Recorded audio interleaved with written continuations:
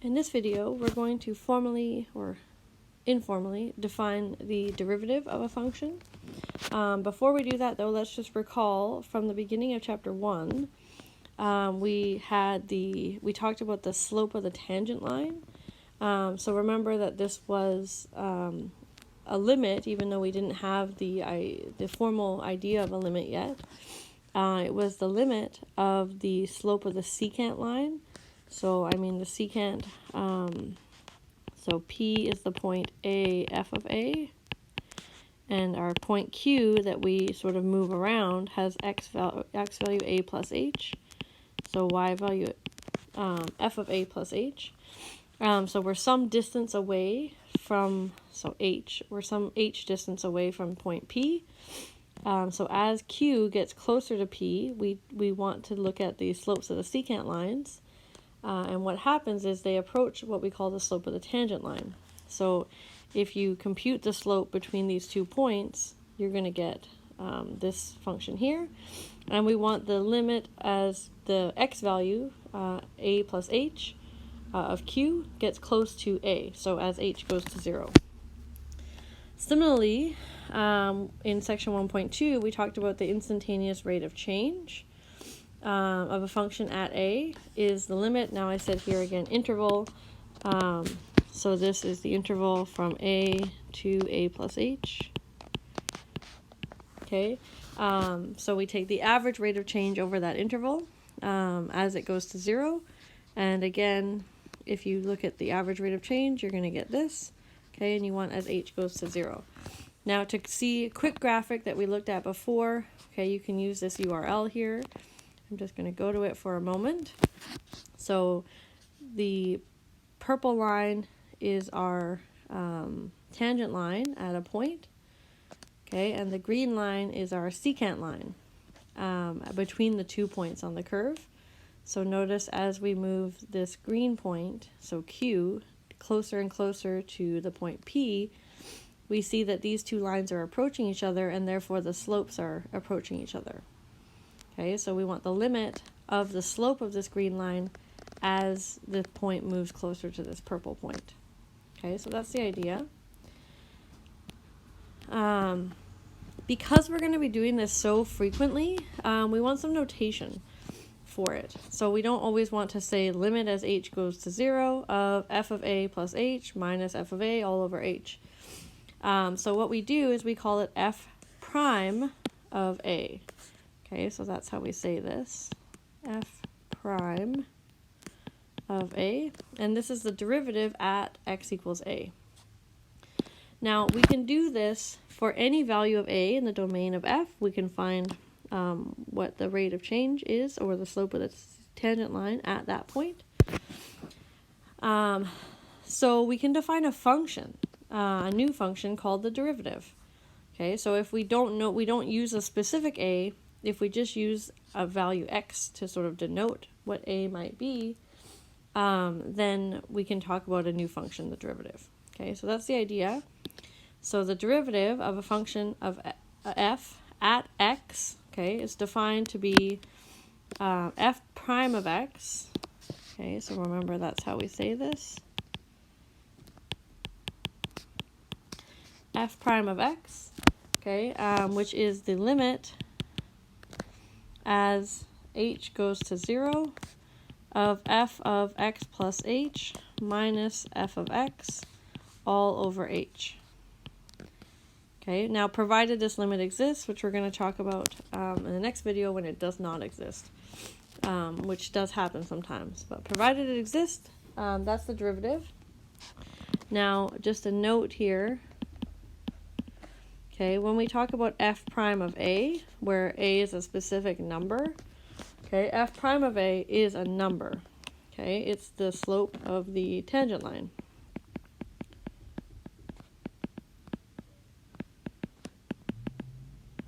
At x equals a.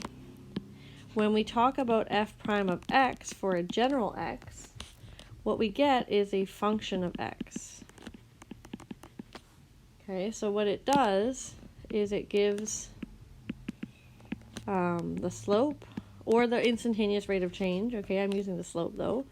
gives the slope of the tangent line at x for any x in the domain. Okay, so these are very different, even though they look very similar. So when you have a specific value of a, you're going to get a number for your answer for the derivative. When you don't have a specific value of a, often, okay, your result is going to depend on x. Okay, and it gives you the slope of the tangent or the instantaneous rate of change for all points x. So you just can plug in a different x each time. So if x is in the domain and the derivative exists, then we say f of x is differentiable. Okay, if the derivative does not exist, we say it's not differentiable. And the process that we're going to go through to find f prime of x is called differentiation. Okay, so just some terminology there. Now I wanted to remind you of some interpretations we have for the derivative. Okay, so f prime of x, again there's 4 here. Some of them are similar. Okay, so it's the slope of the tangent line of the curve y equals f of x, okay, at the point x f of x, okay, for any x in the domain. Okay, you could also think about it as the instantaneous rate of change. So ROC of f of x, okay, at x. And again, remember when we use instantaneous, we don't always write it, okay? Average is the one we always write. So again, you could also, instead of rate of change, you could use the word velocity. Okay, that's another way. And this is when you talk about at time, okay, so at time x. Another thing that we haven't really talked about yet, but also is another interpretation, is if you're in economics, or specifically, but others, marginal, okay, so when they say marginal, say cost, profit, revenue, okay, these are the standard ones, per item. Okay, so it's, I guess when X units are produced. Or sometimes sold, depending on the context. Okay, but the word marginal is sort of hinting that they want a derivative. Okay, let's just do a few examples, or a couple examples. So let's say we have the function x squared plus 3x. So if we wanted f prime of x, okay, so it's going to be the limit as h goes to 0, f of x plus h minus f of x all over h. So if I plug that in, f of x plus h is my function with all the x's replaced by x plus h's. So it's going to be x plus h all squared plus 3x plus h. And then I subtract the function as it was, and I divide all of that by h. Okay, so when we're computing this limit, if you tried to plug in h equals 0, obviously something bad's going to happen because we have this h on the bottom. But what you're going to get is 0 over 0. So we need to simplify this. So what I'm going to do is expand it all out. So the x plus h all squared is going to become x squared plus 2xh plus h squared. And then the 3 has to expand through, so I get plus 3x plus 3h. Okay, the minus has to also expand through, so I get minus x squared minus 3x. Now I look for common factors, or like terms, sorry. So I have x squared minus x squared, and I have a 3x and a minus 3x. And then I see every other term has an h. All the leftover terms have an h in them. So I'm going to factor out the h, and then I have 2x plus h plus 3 all over h. Okay, now these h's can cancel.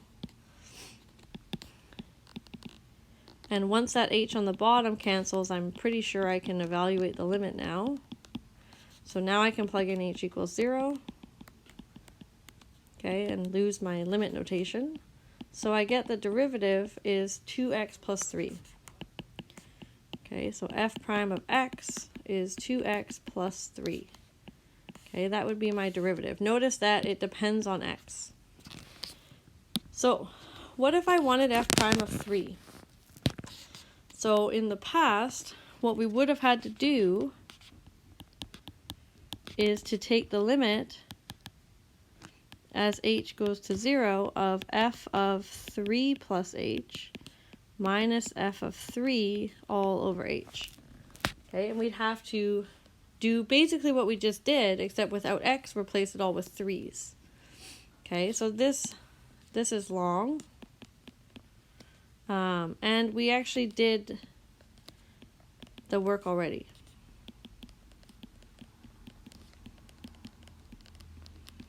Okay, so instead, we can plug into here. Okay, so f prime of 3 is just replace the x with 3. So 2 times 3 plus 3. So that's 6 plus 3, so 9. So f prime of 3 is 9. That's a lot faster. If we've already computed the derivative for a general x, then we can plug in any x we like after. Okay, using this instead of going through the whole limit procedure again. Now, if we had done this limit first, and then they asked for the limit at f prime of 2, we would have to go through the entire procedure all over again with a 2 instead of a 3.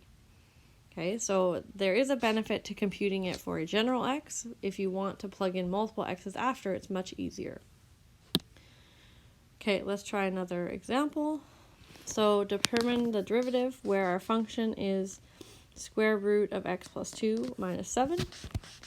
So f prime of x is going to be the limit as h goes to 0, f of x plus h minus f of x all over h. I'm hoping if I say that enough times that it will get stuck in your head and you'll just remember it, because you do want to memorize this limit if possible. Okay, so now what does f of x plus h look like? Well, everywhere I see an x, I'm going to put in x plus h. So it's going to be the square root of x plus h plus 2 minus 7. And then minus the original function, so square root of x plus 2 minus 7 all over h. Okay, now I can see that I'm going to have minus 7, and then when this minus goes through, I'm going to have a plus 7. Okay, so those are going to go away. So this is going to be the limit as h goes to 0 of these two square roots. So square root of x plus h plus 2 minus square root of x plus 2 on the top, all over h. Again, if I plug in h equals 0, I'm going to get 0 over 0. So that's not good. That means I need to do more work. So I want to simplify this limit somehow. Remember, our trick is to use the conjugate sometimes when we have square roots. So let's try and rationalize the numerator here. Okay, so I'm going to multiply by the conjugate, which is the two square root parts but with a plus in between. And whatever I do to the top, I have to also do to the bottom. So I'm multiplying by my fancy 1 here. So I'm not changing anything. I'm just rewriting the expression inside the limit. Okay, so if I expand all this out, I'm not going to expand the bottom because remember, I'm hoping to cancel the h. So I want the h to be still factored out. Okay, so I'm just going to leave those multiplied. When I expand the top, I have to use FOIL. Okay, and what you're going to get is the square of the first square root minus the square of the second square root. So the middle terms are going to cancel out. That's the benefit of using the conjugate. Okay, so the square of a square root, they just cancel out. So I'm going to have x plus h plus 2 minus x plus 2 all over h times the square root x plus h plus 2 plus the square root x plus 2. Okay, now I'm going to have x minus x, 2 minus 2. Those are going to go away. So I end up with just an h on the top.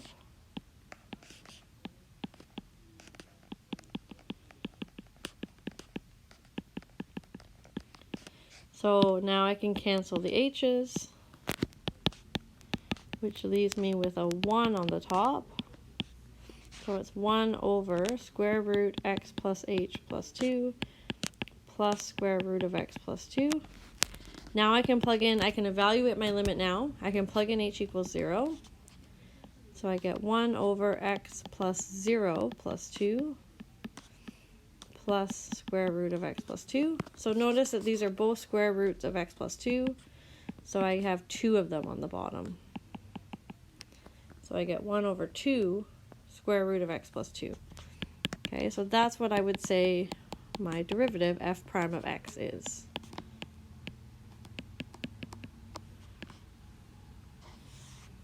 Okay, then if I wanted, say,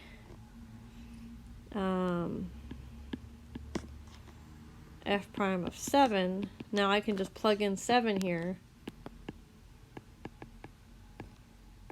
Okay, so I'm going to have 1 over 2 square root of 9. So I'm going to get 1 over 6. So notice that once I have a number, I get a number back. Okay, but when I have x's, then my answer usually ends up with x's. One more brief thing to talk about, just like, there's an alternative form for the derivative. I didn't actually talk about the alternative form for the limit, really. But it's less common, and we don't use it that much. But just so you've seen it, the derivative could also be written, the limit as b goes to x of f of b minus f of x over b minus x. So what's happening here is instead of having p be a f of a and q being a plus h, f of a plus h, what we're doing, okay, well, we're doing it at x instead of a, so I have x f of x, but my q is just b f of b. Okay, but I'm doing the same thing. So this is still the limit as q gets close to p, right? So the x value of q approaches the x value of p. And then this is the slope of between these 2 points. Okay, so the rise over the run. Now I'm just going to do one example where we use this alternate form, so you can see sort of why we don't use it that much.